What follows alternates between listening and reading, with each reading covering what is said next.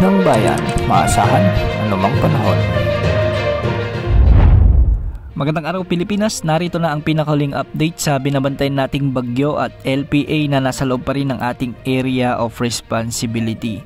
Ang bagyo naman ay nabuo mula sa LPA kanina lamang hapon. Pinangalanan ito ng Pag-asa bilang bagyong Mirasol. Lainan nito ngayon ang lakas ng hangin na maabot sa 55 km per hour malapit sa gitna at pagbugsong maabot sa 70 km per hour. Dahil sa bagyong ito, nakataas na ang Tropical Cyclone Wind Signal number 1 sa bahagi ng Babuyan Islands, Ilocos Norte, Apayao, Abra, Kalinga, Cagayan, Mountain Province, Ifugao, Isabela, northern portion ng Nueva Vizcaya, ang northern portion ng Quirino, ang northern portion ng Aurora at ang Polillo Island, kasama na ang northern portion ng Camarines Norte, ang northern portion ng Camarines Sur at ang Catanduanes. Base sa latest forecast track ng Pag-asa, magpapatuloy ang pagkilos ng bagyong ito ng pahilagang kanluran sa mga susunod na araw at bukas araw ng Miyerkules ay posibleng daanan nito ang mga lalawigan ng Isabela at mainland Cagayan. Hindi rin inaalis ang posibilidad na mas sumadsad o mas bumaba pa ang track ng bagyong ito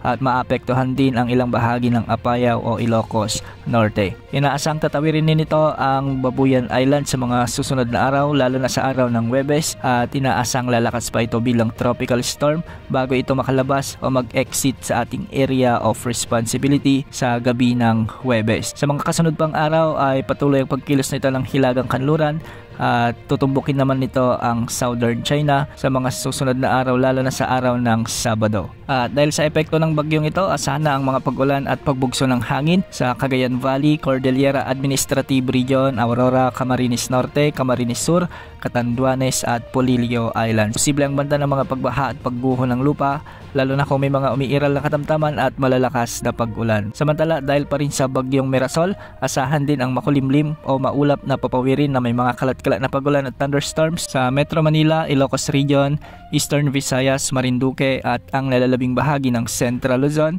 Calabarzon at Bicol Region. Pinag-iingat din natin ang mga nabanggit na lugar sa banta pa rin ng mga biglang pagbaha o pagguho ng lupa, lalo na kung may mga miiral ding katamtaman at minsan ay malalakas na pagbuhos ng ulan.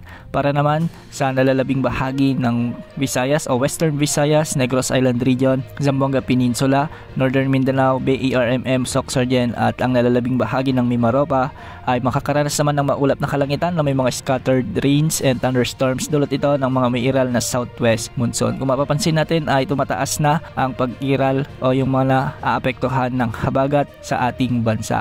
Ito ay dahil sa paghila ng bagyong Mirasol sa nasabing weather system na ito. Posible rin ang banta ng mga biglang pagbaha o pagguho ng lupa kung may mga umiiral ng katamtaman at malalakas na pagbuhos ng ulan. Habagat din ang magdadala ng bagyang maulap hanggang sa maulap na kalangitan na may mga kalat-kalat na pag-ulan at thunderstorm sa Central Visayas, kaya posible rin ang banta ng mga biglang pagbaha at pagguho ng lupa, lalo na kung may mga umiiral na severe thunderstorm. Para naman sa nalalabing bahagi ng Mindanao, sa mga oras na ito ay nakakaranas ng maulap na kalangitan na may mga kalat-kalat at minsan ay malalakas na pagbuhos ng ulan, dulot ito ng mga umiiral na localized thunderstorms. Maliban sa bagyong Mirasol, ay posibleng may mabuo pang sama ng panahon sa silangan ng ating bansa sa mga susunod na araw at inaasahan ding papasok ito sa ating area of responsibility. Nakikita sa mga wind model na lalakas din ito bilang bagyo at kung sakali nga ay papangalanan natin ito sa local name na bagyong Nando. Posible rin na lumapit ito sa bahagi ng Luzon o extreme northern Luzon at inaasahang malakas na pagbugso ng hangin at ulan ang dala ng potensyal na bagyong ito.